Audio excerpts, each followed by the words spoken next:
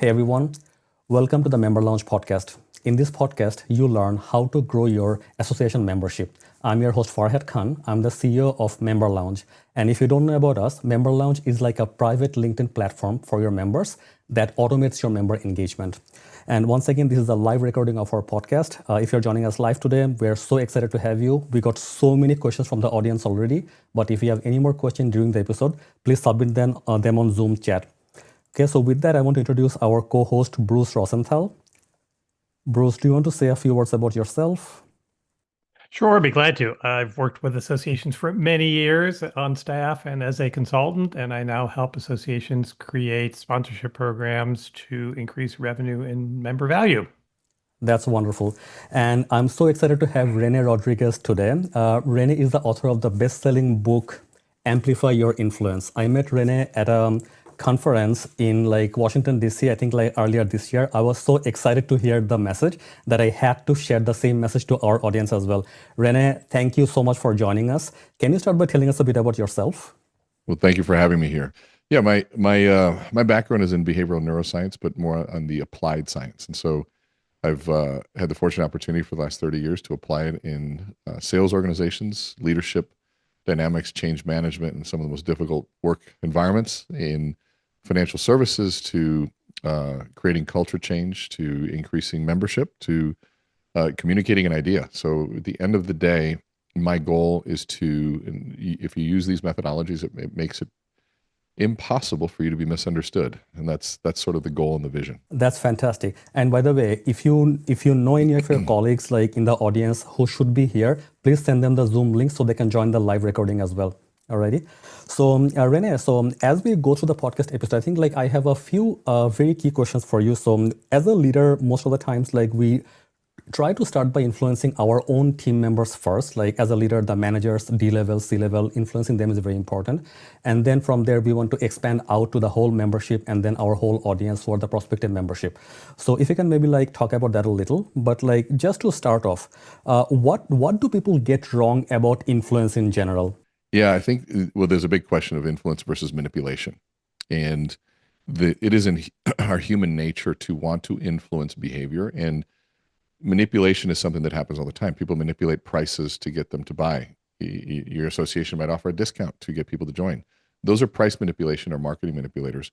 But then there's the underhanded manipulation of things. There's the over extreme use of persuasion and influence done to the disservice of another person. That would be how I define the manipulation that people don't want.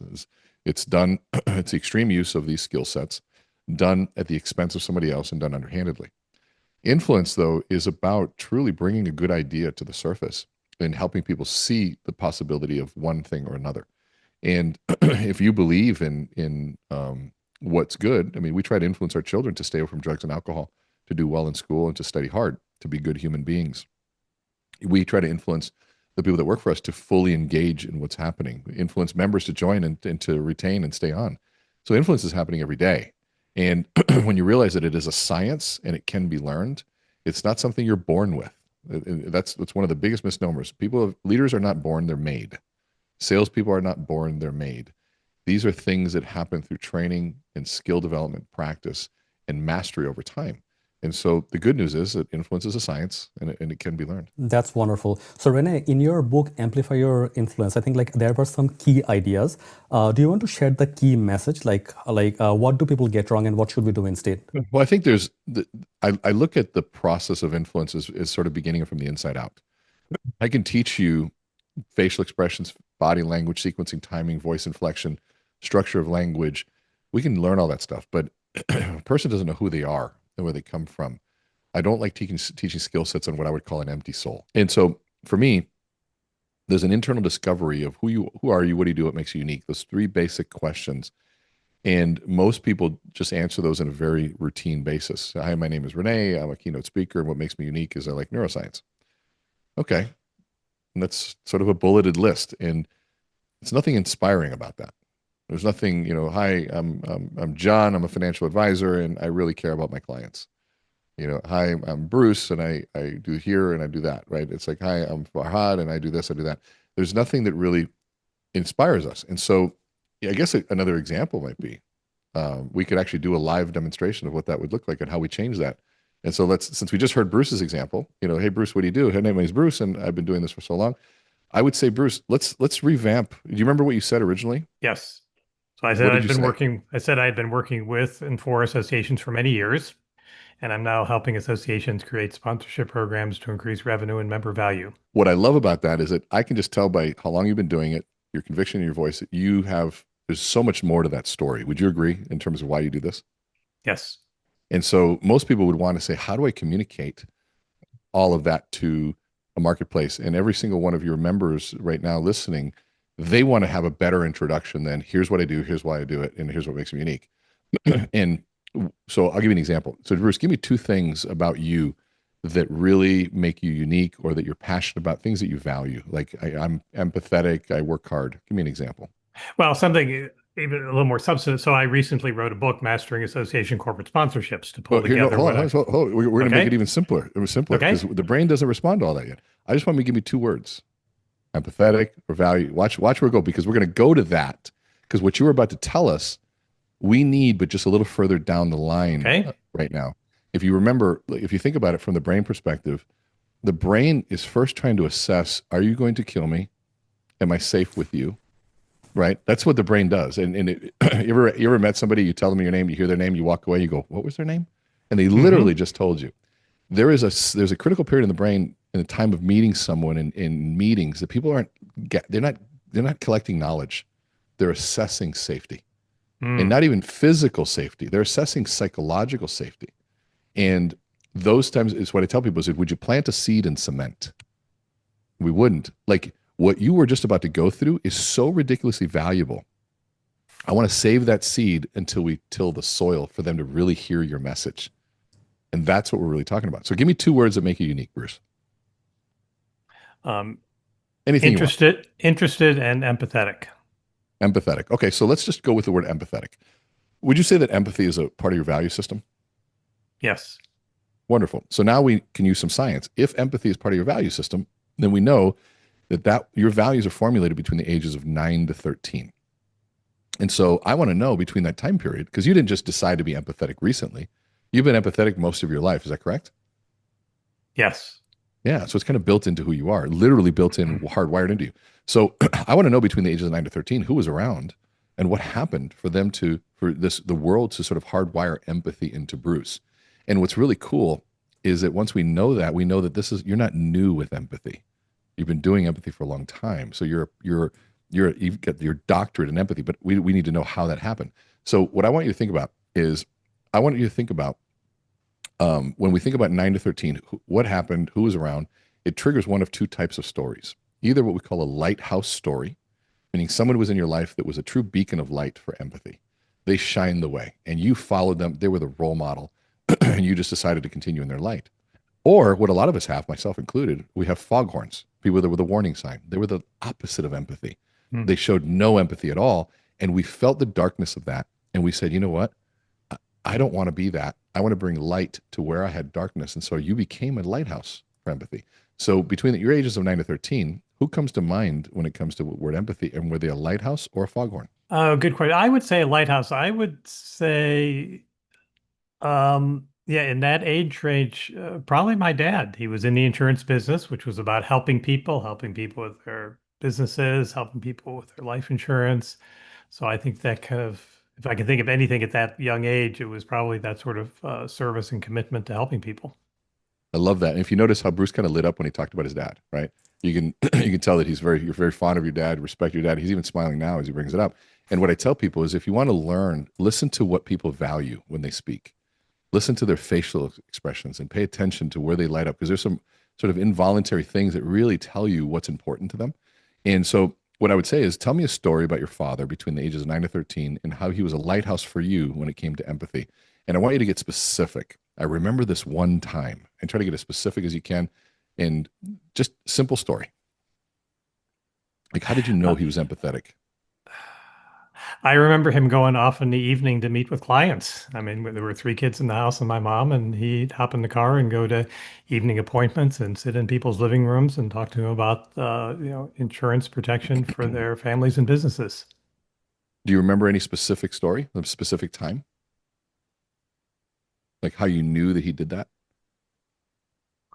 There was No, I this do. one time. I always remember him doing that when I was at that age, because often, with usually at that time the husband working, and so the time you talk with your spouse, usually wife at that time, it was usually evening appointments. So he'd be leaving the family, either coming home from work late or going after dinner and leaving the family and getting dressed When up in did the evening and going out and meeting with clients. and when did you learn? Because at a kid, we can interpret that as dad's not around, he works too much. But then at some point, we learned that he did it because he really cared about these families and he was really helping them with something. When did you learn that? I would say it's when he was an independent insurance agent. And I remember when we were kids driving in the car, we'd drive past the Allstate building and he'd said, "That's the Allstate building. If you go to Allstate, you're going to buy an Allstate policy. If you come to me, I can price and package a policy through whatever insurance company can provide the best deal for your family and your business." And what did that mean to you as a kid? Because you sound like an adult telling a kid story. What did the kid feel? Right? I'm not sure. I don't think I understood it as much at that time, but every time we drove past the Allstate building, he'd be like, "Boo, Allstate, go to an independent insurance agent. They can provide better insurance coverage for you."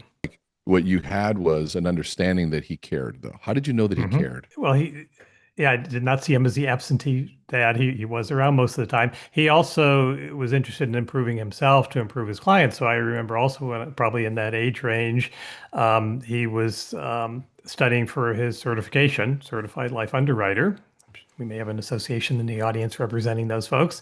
Um, and he sat on the kitchen table and then did his studying to pass his certification exams. So he took it real serious. Hmm. So let me ask you a question.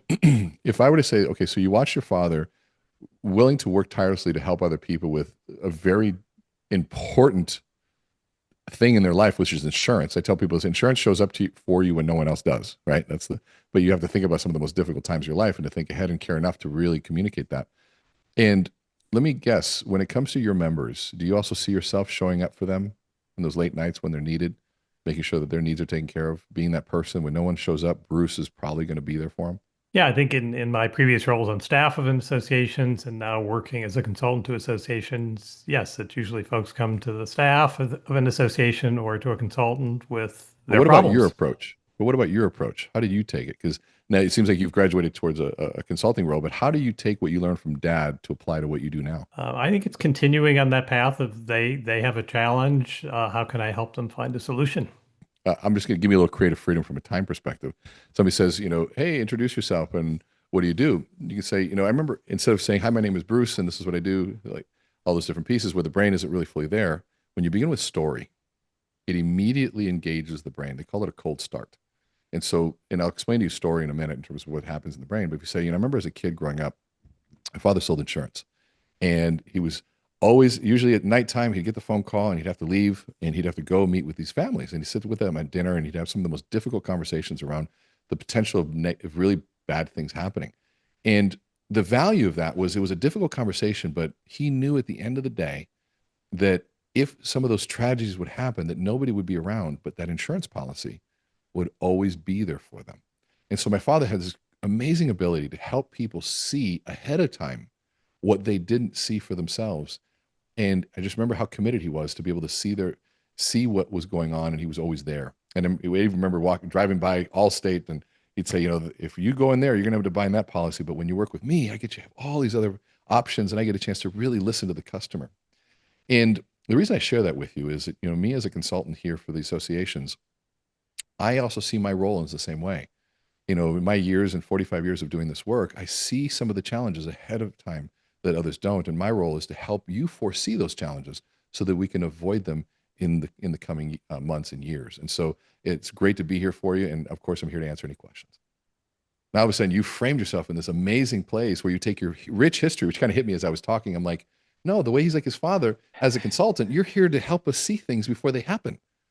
That's why you're here. You help us save the dumb tax of everything that's happening. And so then it dawned on me as I was talking, but that's the process of how you take even something as simple as an introduction and elevate it through story, which is really at the core of what the book is about. How does it feel, Bruce, to hear that way? 'Cause That's I'm seeing you very smile. impressive. No, you're absolutely right. And thanks for framing it that way. We've all heard that, oh, yes, it's about stories, but yeah, we probably haven't thought about, oh, when we're asked that quick question, who are you? What do you do? Of doing it Mhm. as a story. And that's, I assume you're explaining it that way, Renee, because that's what people are going to remember. So whether it's an hour later or a week later, it's like, oh, I don't even remember his name, but I remember the story.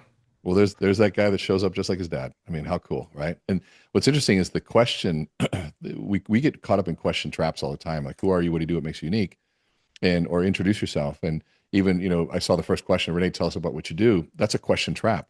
And the question trap falls into three components. One, most people don't put much thought into the questions that they ask. We feel compelled to answer questions that are asked of us, even if they're not good questions. And the person asking the question is leading. So I feel compelled to let somebody lead me down a path that they didn't put much thought into. And so we as influencers in associations, a dumb question could be, well, what's the cost of the association? What's this going to cost me on a yearly basis? Well, what they should ask is, what's the ROI of being around this? How many ideas will I gather? And how can I turn around my association through what you guys offer? How do I make my association free through the massive value that you guys bring to us? What are other stories like mine that have benefited from being part of? Those are rich questions. But if we wait for rich questions to give rich answers, we're going to be waiting a long time. We have to learn to give rich questions in the face of dumb questions and immature questions or even unseasoned questions. And so with that, when we break that rule where we don't feel compelled to answer that, but we can really drive a powerful message through that, it becomes really, really powerful. So a question or challenge, Renee. So I think some of our good friends here in the association world believe we're the association of blank, fill in the blank, doctors, lawyers, nurses, educators. We are the authority. We are a sole source. Everybody knows who we are. We're good to go. And I think what I often talk about is in this competitive environment, there is no sole source anymore because anybody can go to AI or Google or some other Yeah. competitor. But I think there are still organizations, with all due respect to some of the folks in the audience and who will be listening to this, who believe their association is sole source. We are the association of X. We are the experts. We're good to go. How do we convince those folks? There needs to be a story. There needs to be that influence, inspiration, feeling of safety. A piece of chicken with no story ends up on a dollar menu at KFC. But a piece of chicken with a story, I'd pay $200 to eat off a tasting menu in a high-end restaurant. Still just chicken. There are very few patent monopolies out there. And to your point, AI has made information available to everyone. So information is not what's going to set us apart anymore. Even expertise is very difficult to use as a differentiator. It's going to come down in this artificial world to our humanity, our ability to listen, to empathize, and to really offer solutions that are tailored to somebody through the nuances that maybe AI can't pick up just yet. That trust that happens between human to human versus human to machine. And the challenge is that you have a generation that's trusting humans or machines even more than humans in some cases. Well, then I think it's incumbent upon us to get out in front and remind them of the humanity. They only trust them because they've been stuck in their phones using their thumbs, but they lack that ability to stand eye to eye. I promise you this, a young boy that thinks that texting is everything, when he's in the face of the girl he's got a crush on, he'll remember what humanity is real quick. When you're facing a problem and a challenge and you don't have a solution, and somebody who's been there for 45 years, Bruce, sits back and says, let me walk you through the 45 times I've been through this and what we can do.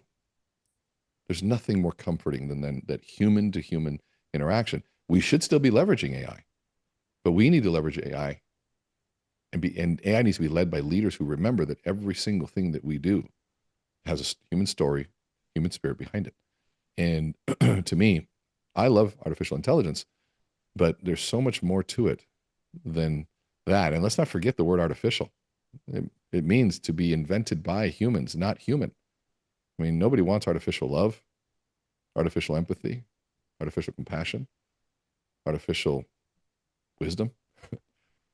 Like, we want the human side of this to be enhanced through technology. That's great. But I think the way that we stand out is the humanness and humanity. So on that note, We are extremely busy every single day working with our team members, colleagues in general. We often actually have to influence our colleagues as well to maybe initiate projects or get buy-in from our bosses, right? So in a case like that where you are pressed for time, pressed for resources, like how would you apply this scenario? How would you apply storytelling in that case within your team? I look at storytelling as a club in the golf bag. And for those of you who know golf, you know the analogy that there's more than one club in the bag for a reason. But if I were to say, what's the best golf club to use? And somebody says the driver, I said, well, what if you're on the putting green? The only answer to that question is the one that is needed for the job at hand. You would never go, if somebody says, I need you to fix something in my house, you'd never grab your favorite tool and then assess the situation. You would assess the situation first, then go back to your toolbox and grab the one that's most appropriate. Storytelling is a tool. It may not be the right one. You can't go into a budget meeting and someone says, Farhad, are we on budget or off budget? And you go, well, I remember when I was a kid. And they're going, no. We need a number, a yes or a no. And so there's a tool there. Even Shark Tank, when you're raising money, they begin with, hi, my name is, and we are seeking X amount of dollars for X percentage of the company. And they go, cool, now I know the playground. Then the story comes into play. So it's a numbers first, story second environment. In most cases, we're pretty good in a story first. Sales and finance, it's numbers first. You don't want a salesperson to say, well, how many calls did you make yesterday? Well, it's been kind of one of this year. No. How many calls did you make? In fact, we're a little facetious when we do sales training, is we teach managers to manage from a tiny little box. And when somebody gives too many stories, we just pull out the little box and we put it there. And you say, John, you know why I make that box so small? So a story doesn't fit. I need a number. How many X did you do yesterday? And so but now the story matters secondly, because let's say there was some extenuating factor, or something happened, there is a condition in the marketplace that we can address, but there's an accountability to a number first. But in a meeting, when you're talking about budgets and trying to secure things, there has to be a logical component to that. That is, go back to Aristotle's rhetorical triangle, his three-legged stool of ethos, pathos, and logos. We have to have ethos, which is our credibility and character. We have to live things. Like, you wouldn't want me doing a workshop on how to grow hair. Like, that's not something you'd want. You wouldn't even want me doing a workshop on the menstrual cycle and why women are doing it wrong. Clearly, I'm not the one to be doing that workshop. I don't have any ethos, no credibility. We need pathos. We need an emotional connection, a passionate connection in our tone of voice and what we do through story, because really to engage the emotions and get people to act on. But we also need logos, which is a logical appeal. There has to be a logical reason to back up all of these things. It's one of the reasons that we lean so heavily into neuroscience, was we're talking about these quote unquote soft skills, like storytelling and empathy. But yet it's backed by the hard science. When you put those together, you realize it's one of the most, we call it the hard cost of soft issues. When you don't pay attention to those things, they're a reality. And so I think you have to assess the situation and make sure that you're addressing the needs of the individual. But at the end of the day, when it comes to raising money, when it comes to true engagement, it's not a logical decision. Most people that invest money have to have some irrationality involved. There has to be some emotional connection, a gut feel. And sometimes a gut feel can't be quantified. But getting people's buy-in, you have to have the narrative, you have to have the story, and that's only done through storytelling in some way, shape, or form. Got it. And I'll give you a lot. I don't know if I answered the question. Feel free to dig deeper and ask a follow-up to that. No, that's great. That's great. Yeah. So that reminds me that like when you're trying to like get buy-in like for a project or something from within your team or the boss in general, I guess like you cannot rely on that one meeting where you'll actually get the approval, right? So you have to have that connection, that trust built in over a period of time, so that like when you present the final proposal or whatever, it's much easier for the person to say yes. So we need to make it easy for the person to say yes from two ways. Number one, the numbers make sense, the ROI makes sense, but also like me as a person have the credibility. I have built a connection with the decision maker for a long time. So whatever I say is more trusted by that individual. So we cannot rely on that one meeting. It has to be built over a period of time. Yes, you are so accurate on that. I tell people this is the importance of personal brand and leadership brand right now, because your brand shows up to a meeting before you do. Your brand remains after you leave. And some of us have a brand of being somebody who keeps promises and does well, and everything you touch turns into gold. Some of us have a brand that says, shows up and says, hey, whatever so-and-so says, they tend to overpromise, so take it with a grain of salt. And so there's a history and what we call a brand promise that follows everybody and precedes everybody. And if you are intentional about that through social media, through books that you've written, through testimonials, through a good website, through your communications, your email list, whatever it is that you use, and people know who you are, it's much easier. I'll give you an example. If I walk into a presentation and everyone's holding my book, it is a much easier time to connect with people because my brand has preceded them. But if I walk into saying, I've never heard from you, there's some work to do ahead of time to establish the credibility and to build the trust. And so personal branding, the use of social media in a proper format. And I think, by the way, from a leadership perspective, social media is so much more than sales and marketing. It is a leadership communication tool, because if I'm not trying to grow followers, but I put on my social media, my family, what I believe, things that I do for charity, and I give people access to I work out, I go on walks with a dog or whatever it is, and people that work for me are watching this.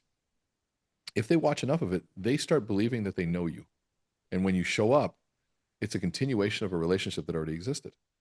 I can't tell you how many times that people that I have followed for years, I meet them for the first time and I'm like, it's so good seeing you again. And they're like, again, this is our first meeting. Like, really? Are we sure? And it took us a half an hour to figure out. I'm like, oh my God, like, this is our first time meeting. But I felt like I knew you. And so there's a real cool intentional use of relationship building through social media. It has nothing to do with followers and likes and no vanity metrics. It has to do with leadership branding, who I am, and building a connection to the people that I work with. Rene, so on that note, on social media, I think we kind of understand how to create a brand. You have to be present there. But when you're kind of trying to influence your members, right? So, and members may or may not be on social media, right? So they're on a variety of different channels. How would you apply this idea overall when you don't even know if all members will get the message? Yeah, it's social media. That's why you have to use multiple channels, right? So there's a thing of, when people hear about you, the first thing that we do is we Google you or search you on social media. What's your Instagram? And, LinkedIn has a component of that from a business perspective. But Instagram, LinkedIn, even YouTube, all those things are going to be places that people go and vet you out. And to me, it's nice that you go through and communicate your story as it comes. But what happens when people search for you? What story will they get? That's where you curate your grid. You curate the messaging and the things that are on there to ensure that it's communicating the right things. And I've had clients who I've go through and I just say, well, so from what I can tell, you looks like you like to go to Vegas and buy drinks and bottle service and do raves. No, that was my kid. He was really excited. He went there. I'm like, oh, but it looks like you. Oh, we don't realize we're communicating certain things. Oh, okay. So we have to pay attention to what we're communicating out to the world, because you will be found. But, the other thing too, it's like, are you willing to commit to something for a few years? I did social media for 12, 13 years without any result, but I kept doing it. And then finally we figured out the formulas, and now we're in millions of followers. But it was a formula, but we didn't give up. And somebody's like, well, I've been doing it for 2 months and nothing's happening. I'm like, 2 months? You're not even, I don't even know what to say to that. It's just, it's not that fast. And there's, by the way, billions of people trying to compete for that attention right now. So give yourself some time, stay consistent, make sure that your brand is on point, all of those different things, so that when people do go find you, there's a consistency to it. Right. And I guess, Rene, when you mentioned channels, so we have to use different channels, different social media. I think in the case of an association, they also have their online community there. So the online community is also a channel. So we need to make sure that we are not just looking at the social media outside, but also the internal communities, the pockets that we have where we know members actually hang out.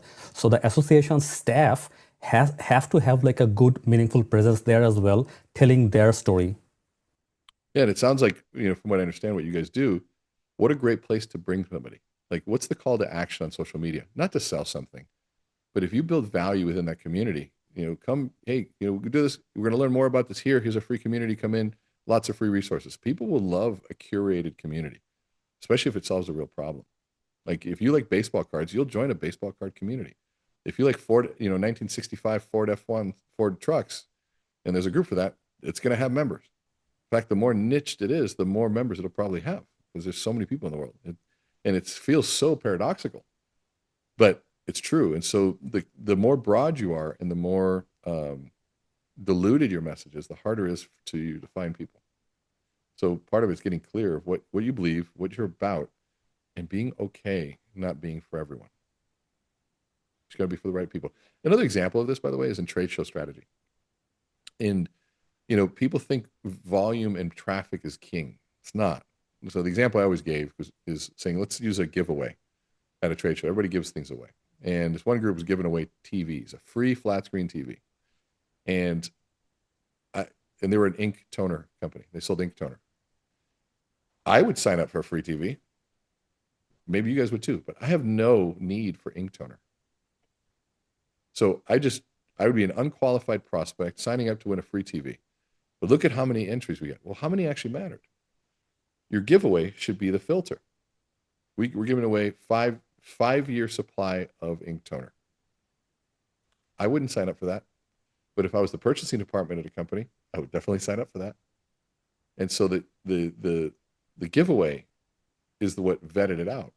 And so the content that we choose and the things that we do should be the things that vet out who comes and gets that information.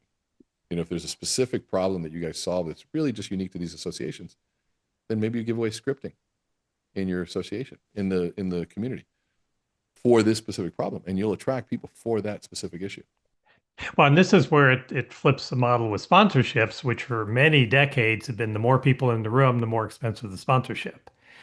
But now we find, especially with smartphones, you could be introduced at the general session and everybody's going to be looking down at their phones. So when I talk to companies, they would say, wow, instead of speaking at that general session in front of 10,000 people, how about if I host 3 focus groups for 20 people each? And the association says, oh, what value can they, that's only 60 people. But it's kind of that measurement. It's, wow, if that company right can people.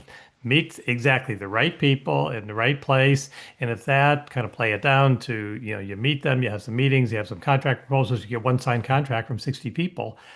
That could be a better ROI than kind of waving high at the general session in front of 10,000. So but it flips the whole model of the way we've sold sponsorships for 100 years. Yeah, and it's like, would you rather be in a room of 3,000 with Tony Robbins than a room of 30 with Tony Robbins? There's an exclusivity there of you've done the work to qualify people and they're vetted out and it works. Yeah. So on that note, I guess we understand how to create influence, how to create the brand of one person. So me as a leader, when you as a leader, I think it's understandable. Now, as an association who often does not actually have like one face to associate with, how would you build a brand? When you're talking about if it has only one face, to me, it's you obviously have to be careful of putting a face to an organization, right? Because if the face leaves, it brings it with it. To me, I would think about it as a leadership brand. And I would have all the leadership, anybody who's customer facing, have some level of visibility. But from a strategic perspective, if I'm the association, I would want that leadership brand to have the association logo tied right next to it. And so you're associating those two pieces together. And and here's the funny thing is that most people don't even understand what branding is. I've come to learn that over the last 10 years. Is we talk about branding, and we just don't. Most people don't even understand it. They say, "Well, it's a reputation. It's these sort of high level." I'm like, "Great. What does that mean? Isn't reputation the outcome of the brand?" Well, what is the brand? Like, what does that mean? If you've ever seen those metal things that they heat up and they burn them onto the cattle, they say that's the brand. I'm like, no, that's the branding iron. That's the process of branding.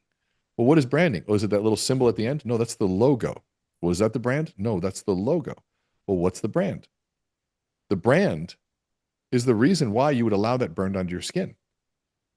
Because I wouldn't allow somebody else's logo to be tattooed on my skin. I wouldn't allow some cattle prod to be done that. But for some reason, in the movie Yellowstone, those people allowed it. And for some reason, Harley Davidson is the #1 tattoo in the world. The brand is the reason why you would allow that. Well, what's the reason? And now we start getting into tougher questions. Well, if you look at Seth Godin had a great example of the difference between a logo and a brand. And he used Nike and Hyatt as an example. And he said, what if Hyatt and Nike changed products? Hyatt made a shoe, Nike made hotels. Could you imagine what a Nike hotel would look like? We would all say, absolutely. It'd be modern. The gym would be the best gym in hotel history. The gift shop would have shoes and swag. The seats would probably be made out of basketball or football leather. It'd probably have games and sports and TVs. You watch every sport you want. I mean, it would be a really cool hotel. You'd know if you were in the lobby, you were in a Nike hotel, in the room, everything, the bathroom, it would all reflect the locker room. It would have something there. And so, but what if Hyatt made a shoe? Could you imagine what a Hyatt shoe would look like? It's a pretty hard one. Point A to point B, maybe shoe. I put these into ChatGPT and it came out with the most beautiful picture of a Nike hotel. And it came out with the most basic, ugly, point A to point B shoe for Hyatt. Now, what does that mean? Well, there's a difference between a brand and a logo. And so the best way to do this, so Farhad, are you married by chance? Or Yes.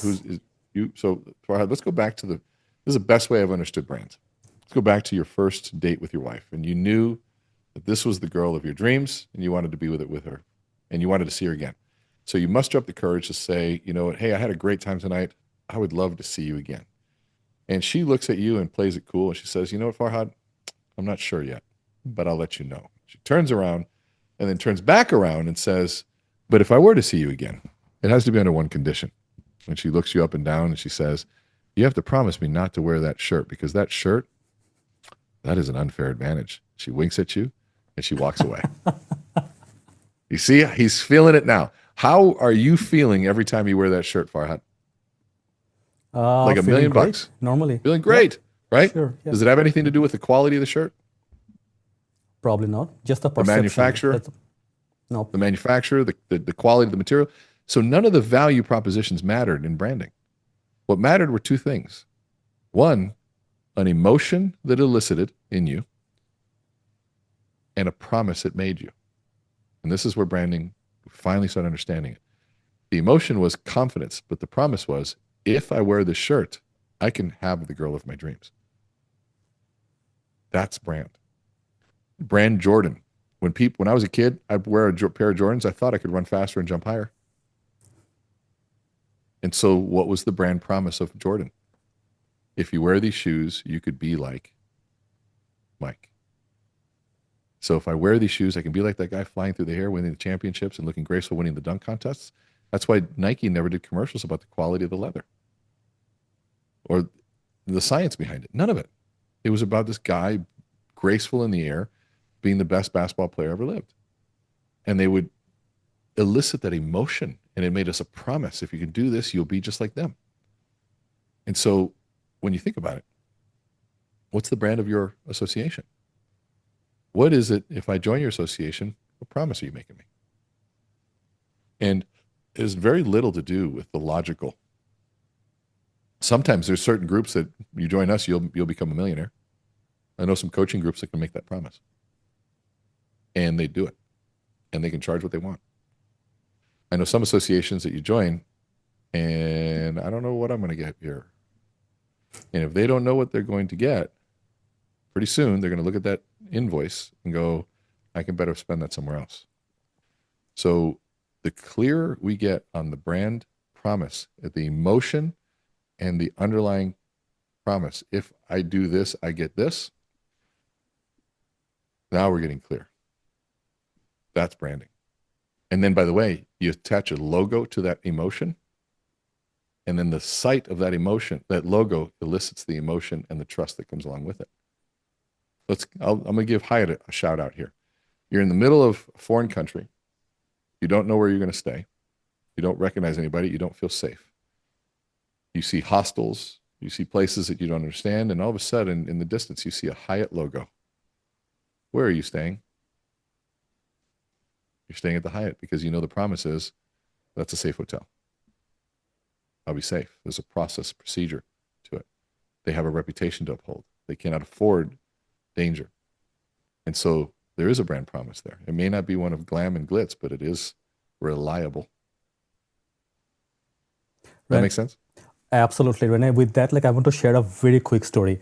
this actually happened to me when we were traveling to Barcelona earlier this year, and like I had booked an Airbnb for me and my wife, and then like on the flight, my wife realized that I booked an Airbnb, which she did not fully appreciate, like that particular location, right? And then like while on the flight, she was like, "Why didn't you tell me that you booked this?" And da, da, da, da, right? And then like eventually, while on the flight, she booked a Hilton. We were on the flight. She canceled the Airbnb. She booked a Hilton that we didn't know. She didn't check the reviews, but the Hilton brand was there and she liked it and she booked it for, I think, twice the price, right? So she didn't care what the price was, but the trust and the value was so high to her. In price does not matter in that moment. And that is what people don't realize. And the price of trust and the value of trust. And then the question is how do you create that? That's where testimonials come into play. That's where communications come into play. That's where the humanity side, the human connection comes into play, but also the clarity of our language to communicate this over and over and over and over again. And that's where it comes into play. So great story. I love that. Perfect example. So what I'm hearing in that case is that like for an organization like an association, we have to have a number of like brand ambassadors who are the leaders who have to kind of like reinforce that brand again and again to the community from their own voice. So, and it has to be more than one person, that if one person leaves, we don't lose that connection altogether. Is that what you're saying, Rene? I would say 100%. Yeah. Yeah.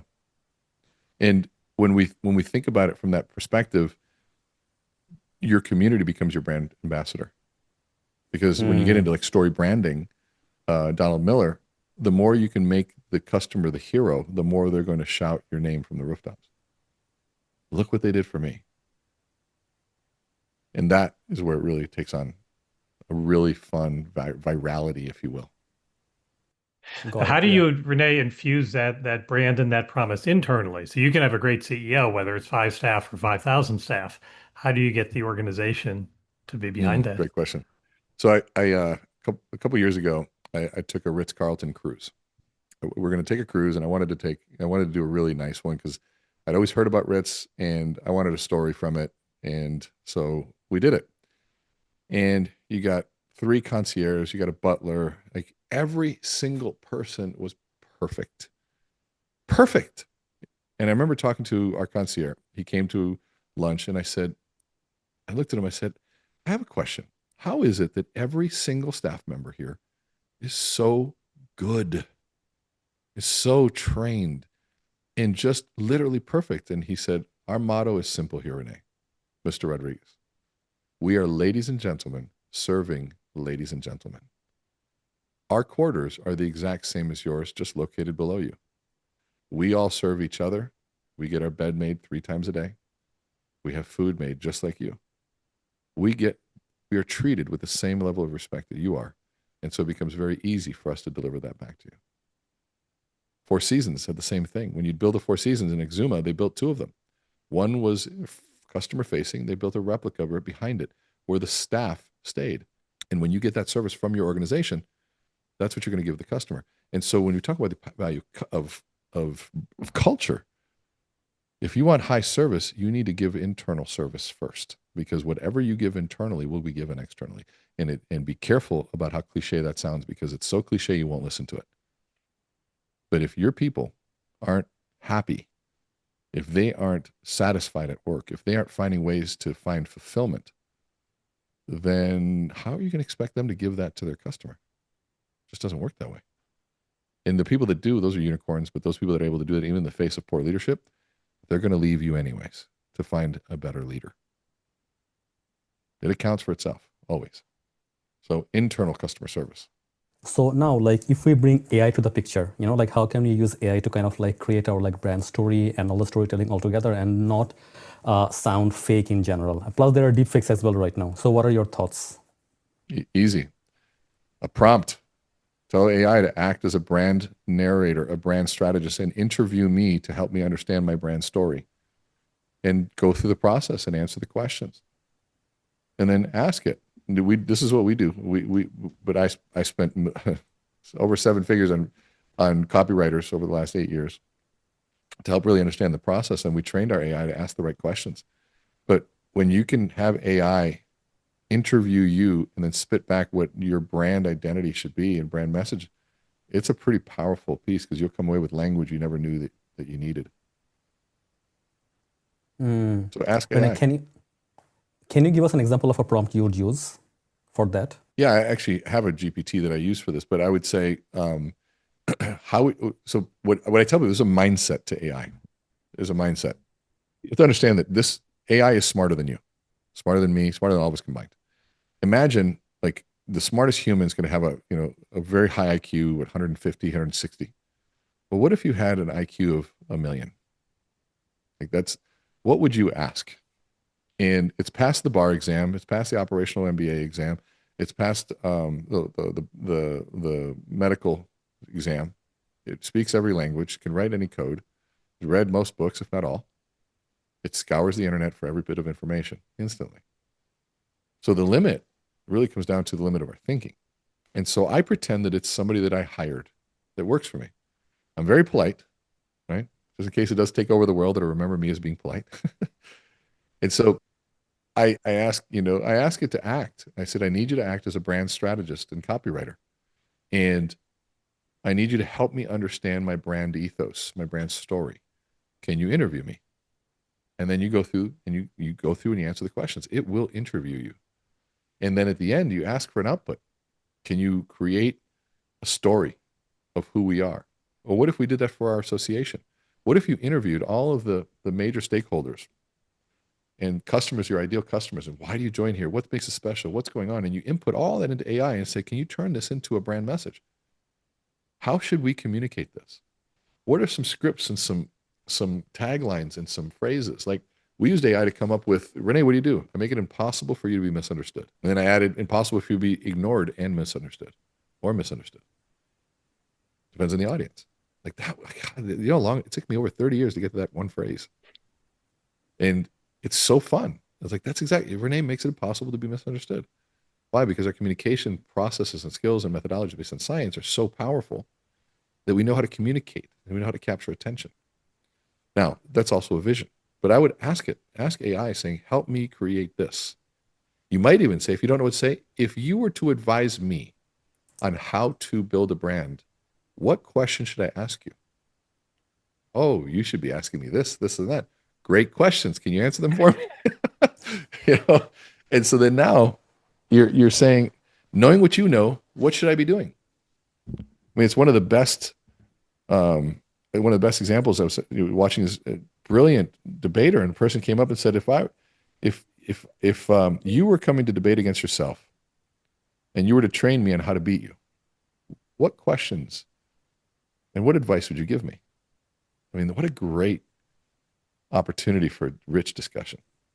And so you just have to practice asking questions. Stop with the trends. Stop with the fun stuff. Have some fun with it, but really start saying, how can you use it as counsel? How would you advise me to the situation? Give it context. And then iterate back and forth. Iterate until you get it. Yeah, I think the iterating is definitely important because it's sometimes folks will ask AI a question, get the wrong answer back. We wouldn't do that with a staff person or a colleague. We wouldn't say, oh, rewrite this and come back without some sort of context. Do we want a longer, shorter, fluffier article, podcast? So I think it is a lot in that prompt. Question, Renee, that came in earlier from my friend Barbara in the chat when you were talking about foghorn stories and lighthouse stories. I told a lighthouse story. Barbara's question: if somebody has a foghorn story that they don't feel comfortable sharing, how do they use that in responding to the "Who I are was you?" halfway replying, but also I was almost missed the question. I was like, I would have to come back to that. So I'm glad you brought that up. That is a very big question that we get because saving the dignity of the foghorns in our life. Sometimes my mother was the most inspirational person in my life. She was a lighthouse and a foghorn, meaning I'm a lighthouse and a foghorn to my kids. We are not perfect. There are foghorn moments where we aren't good. There's plenty of lighthouses. And the foghorns, sometimes the process of fleshing out the foghorn story is sometimes just for us, so we know where we come from. And there's ways to really get at that story for ourselves to know where we come from. And we may never share that story. It might be too painful, and we might need to, save the dignity of somebody who's still living.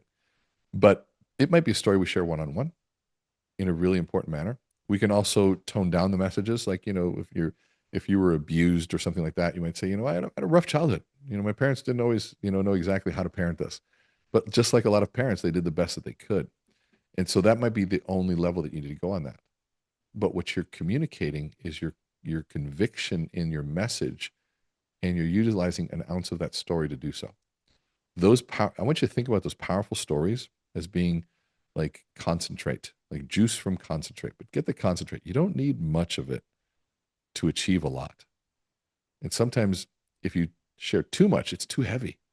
It's like salt. I asked somebody, you like salt? They go, yeah. I said, why don't you unscrew the top and pour all of it on? They go, well, it'd be you can't tolerate it. It's too much.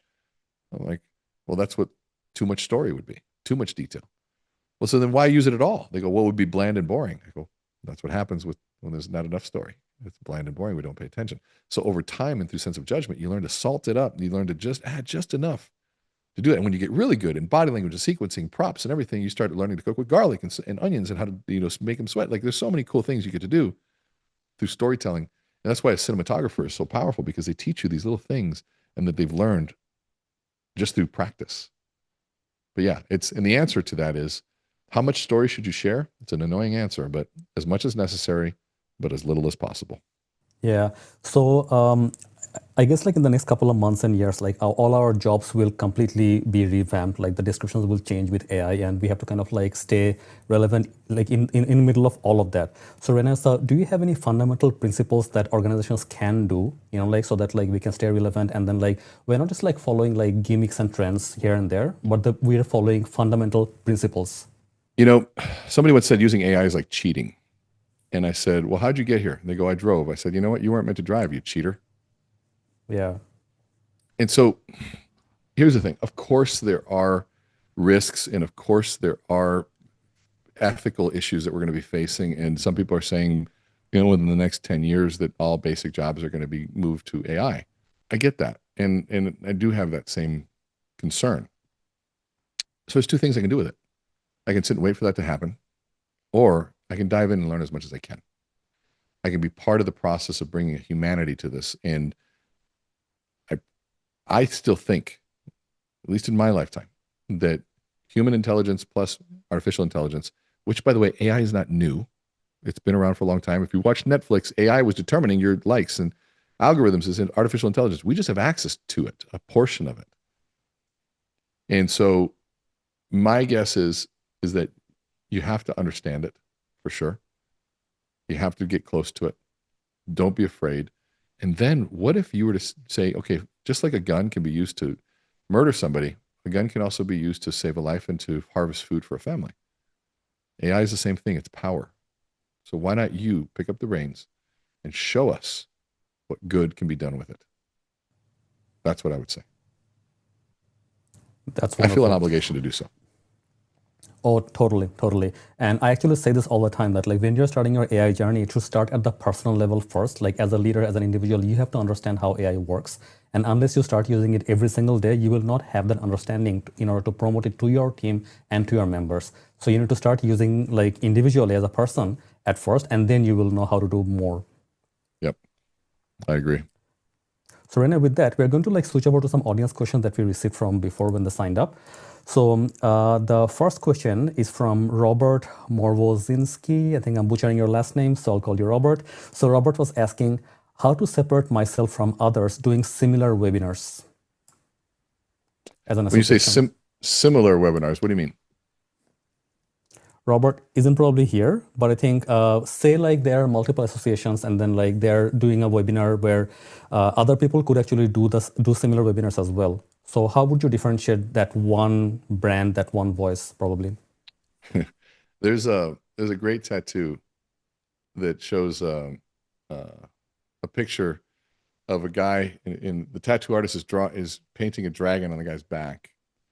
And the picture that he's going on is this beautiful, elaborate dragon. But what he's actually tattooing would be like an 8-year-old dragon, and above it says, there's always somebody willing to do it cheaper. And what it shows is that, just because somebody delivers information doesn't mean they're going to deliver it like you do. People say, Renee, they steal your content all the time. I'm like, steal? I go, good, let them use it. I took it from a book and I did my own thing. And they go, don't you want to copyright it? I said, my copyright is I'll deliver it better than they will. But here's the thing. If they deliver it better than me, I win as well because I get to steal it right back and say, thank you, you made me better. And we collaborate. I probably want to give that person more information because they're going to help me think differently. And so to me, become the most engaging, be the best storyteller, learn how to stay in front. And if you're not good at it now, then start getting good. I literally 5 years ago, I sent my best friend a message saying, I'm not good at marketing and all that sort of stuff. And he was telling me I had to get my name out there more. And he just said, bro, stop saying you're not good and get good. Figure it out and be a ninja with this stuff. And I was like, I was mad at first, but he was right. If you're not good now, then get good. You got time. Be good at this. Be the better presenter. Get a better camera.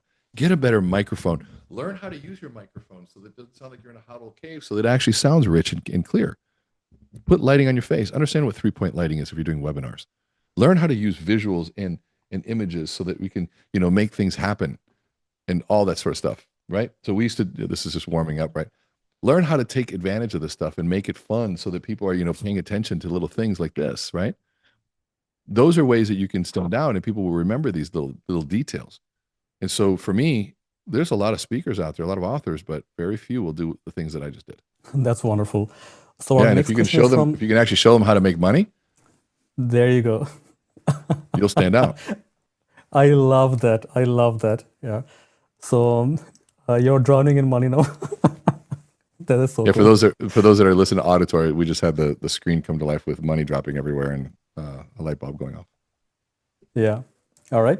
So next question is from Kyle Kate. So Kyle is asking, how do we merge authenticity and use AI to amplify authenticity? How do we merge authenticity and use amplify? Well, here's how it's so funny. Okay, so there's only one word when it comes to that. It's vulnerability, period. And true authenticity requires no preparation. If I'm one-on-one, it's about the courage to hit play on what's actually happening. If I'm nervous, I'm going to tell you I'm nervous. If I don't like something, I'm going to tell you I don't like it. If I'm scared, I'm going to tell you I'm scared. Now, when using AI to do that, you're putting something in between the authentic moment because you're finding a better way to say it.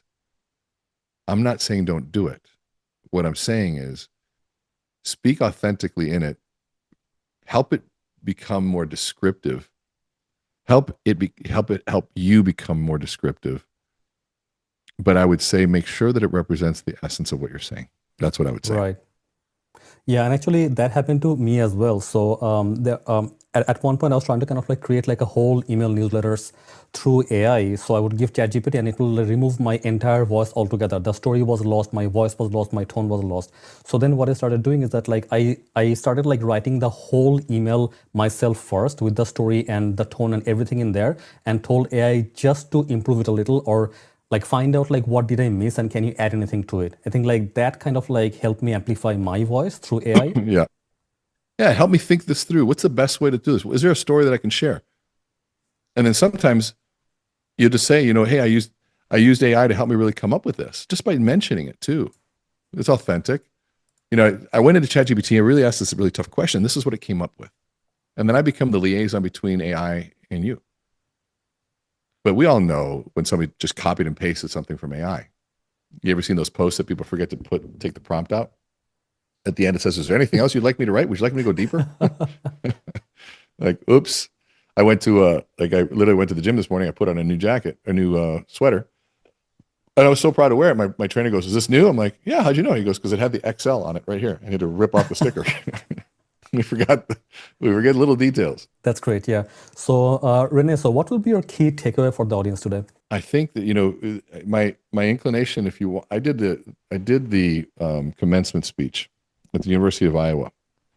And I was trying to figure out, what am I going to tell these people graduating in business right now? Do I give some sort of inspirational talk? And the more I got the chance to talk to them, I started realizing just how scared they were graduating into this artificial world. They just spent all their time accumulating knowledge only to realize that I can do the same knowledge in seconds.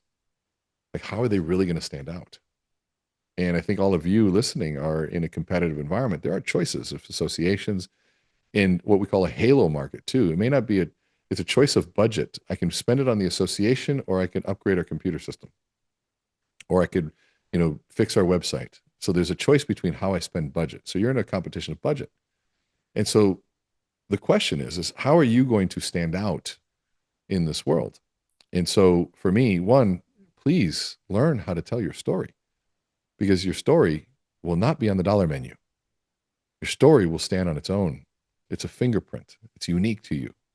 So we call them signature stories. And your origin stories build credibility over time and trust. And so when you can learn to tell your story and articulate the value through that, the same way Bruce did in his second version, we realize that there's a tilling of the soil and the soul of storytelling first, and then we move to the logic and the reason for that. And when you can realize that you are the original, AI is made by us, and we are the ones. Our humanity cannot be replaced. And if we remember that, then we won't give up on that. People are going to try to remind us and say that knowledge is the most important thing. But knowledge, it will be replaced, but your humanity and who you are will not. So let's combine all of those things. Let's bring more humanness to this artificial world. That's wonderful. Rene, how can people get in touch with you, or if they want to work with you? Well, my website is meetrene.com, MEET Rene.com, RENE, only one E. You can follow me on Instagram and all my socials. The handle is Learn with Rene. And so you literally all of my channels are that. We do a video, at least one video per day. So there's a lot of micro learning, nothing to be sold. And obviously buy my book. I think you'd like it. A lot of things I talk about here are in the book. Absolutely. Do you hold workshops or any training sessions for leaders? All the time. Every month we hold an AMPLIFII workshop. People come to my home. I take 10 people. We put them through the exercise I did with Bruce, but we do that for 2.5 days. It's very intense. It's extremely transformational. So they learn their origin story, but then they learn how to deliver it in front of a room with people, getting feedback in a real-time basis. And they also get to give feedback to other people. It's called AMPLIFII, right there on the homepage of my website. Very transformational, a lot of fun. We also have a 30-day influence mastery program where they learn all these things through a self-guided micro lessons over 30 days, one habit, one lesson per day. And that transformation process is really, really fun to watch. I love it. Alrighty. Rene, thank you so much for being with us today. It was so much fun.